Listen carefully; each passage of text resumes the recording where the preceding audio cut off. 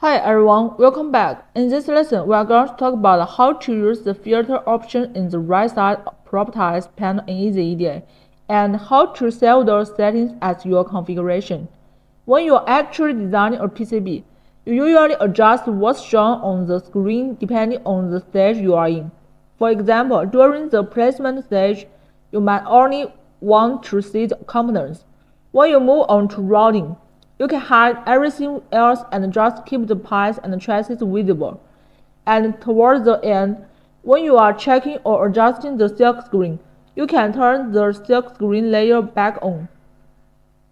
All of these different display needs can be handled easily using the filter. If you already have your own design habits, once you set up what you want to show and what you want to hide, you can save this setup as your default configuration. That way, every time you open a project, EasyEDA will automatically use the view you are most comfortable with. You can also choose to save it as separate configuration. In the pop-up window, you can give the configuration a name and even create multiple configs. For example, one for placement, one for routing, and another for silk screen checking. Then you can simply switch between them at different stages of your workflow. That keeps your workspace clean and makes your overall design process much more efficient.